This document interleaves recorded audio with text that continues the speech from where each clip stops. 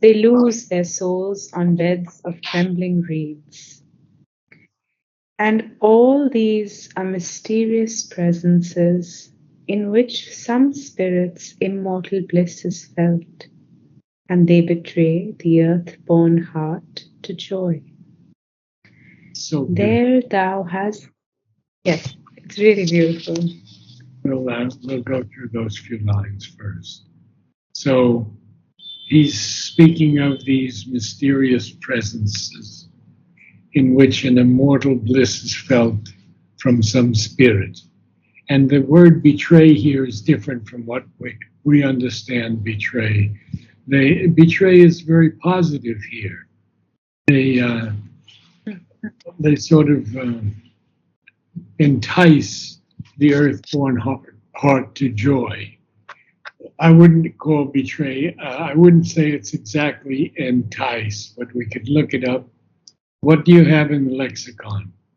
Betray in the lexicon is to be false or disloyal to lead astray or deceive, to divulge, disclose in a breach of confidence a secret, to show signs of, reveal, or indicate. So perhaps it's the last one. It's the last one, exactly, yes.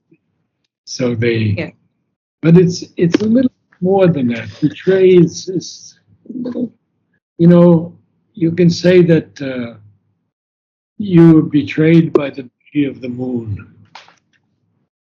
And it doesn't mean that the moon betrayed you, but it meant that you were somehow enticed by the beauty of the moon. So anyway, this immortal bliss betrays the earthborn heart to joy. And then he speaks to Savitri directly there. There hast thou paused, and marvelling born eyes unknown, or heard a voice that forced thy life to strain its rapture through thy listening soul? Or if my thought could trust this shimmering gaze, it would say thou hast not drunk from an earthly cup, but stepping through azure curtains of the noon, thou wast surrounded on a magic verge in brighter countries than man's eyes can hear, can bear. So actually, it's Azure is preferred pronunciation. Azure, not Azure, but Azure. Azure. So then he says, you've paused in this place of this, these mysterious presences and the embrace of these trembling reeds and everything. And you have paused there and you have borne eyes that were unknown. So now he's already hinting of Satyavan. Or heard a voice that forced thy life to strain its rapture through thy listening soul. Wow.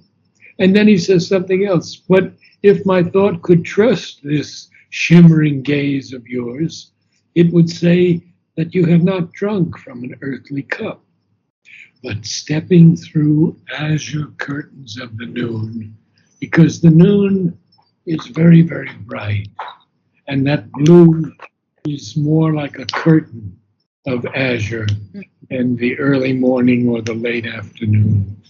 And so he says, and then you were surrounded on a magic verge in brighter countries than man's eyes can bear. Now he's going to go on, so we have to go with him because he's going to get into Gandhamadan and the Apsaras. So, assailed Assailed by trooping voices of delight, and pleased mid a sunlit glamour of the boughs and fairy woods, led down the gleaming slopes of Gandhamadan where the Apsaras roam. Thy limbs have shared the sports which none has seen, and in God haunts thy human footsteps strayed. Thy mortal bosom quivered with God's speech, and thy soul answered to a word unknown. And may I ask what has happened to Sanjana? She's reading so beautifully now. So now we have to go through quite a bit of definitions. First of all, Gandhamadan. And Yeah. I think we have it. You do have the Yes. definitions, right? Gandhamatan. Yeah. Yes, yes. Yeah. So shall I read? Yes, please. In Hindu mythology, a mountain and forest in Ilavrata,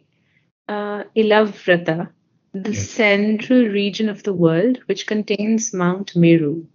Gandhamathan domes the division between Ilavatra and Bhadrasva to the east of Meru. The forest of Gandhamathan is renowned for its fragrance. How beautiful. How renowned for its fragrance. And so he's talking of these fairy woods of Gandhamada. And in those fairy woods, the Apsaras roam now. Sri Aurobindo has written a fair amount on the Apsaras, so let's do those. Yes. Sri Aurobindo. The Apsaras are the most beautiful and romantic conception on the lesser plane of Hindu mythology. From the moment that they arose out of the waters of the milky ocean, robed in ethereal raiment and heavenly adornment, waking melody from a million lyres, the beauty and light of them has transformed the world. You see They how crowd in the Sri Aurobindo changes everything. It's common concepts of Apsaras have nothing to do with what he's telling us. yes. The crowd, They crowd in the sunbeams, they flash and gleam over heaven and the lightnings. They make the azure beauty of the sky. They are the light of sunrise and sunset and the haunting voices of forest and field. They dwell too in the life of the soul, for they are the ideal pursued by the poet through his lines, by the artist shaping his soul on his canvas, by the sculptor seeking a form in the marble. For the joy of their embrace, the hero flings his life into the rushing torrent of battle. The sage, musing upon God, sees the shining of their gems that falls from his white eye. The delight of life, the beauty of things, the attraction of sensuous beauty, this is what the mystic and romantic side of the Hindu temperament strove to express in the Apsara. The original meaning is everywhere felt as a shining background, but most in the older allegories, especially the strange and romantic legend of the Pururavas as we first have it in the Brahmans and the Vishnu Purana. it's The the Apsara allegories. allegory. Mhm. The Apsaras then are the divine, how do you say this?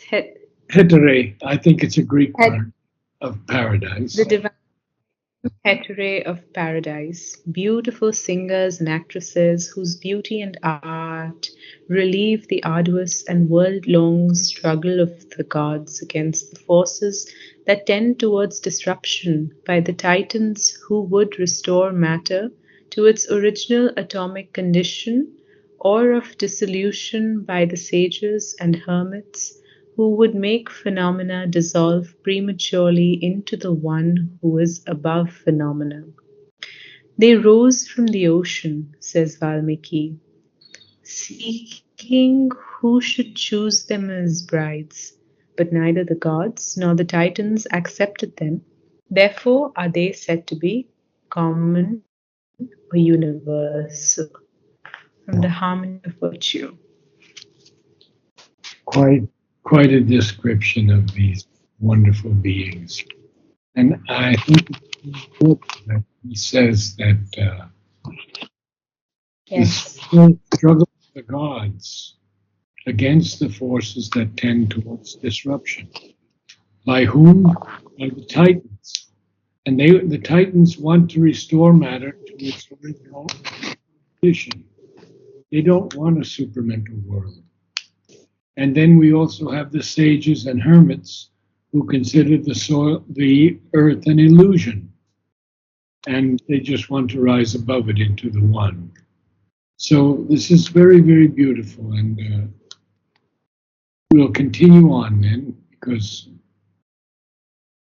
we have to do the word. And I use that. I think we haven't done the word, have we?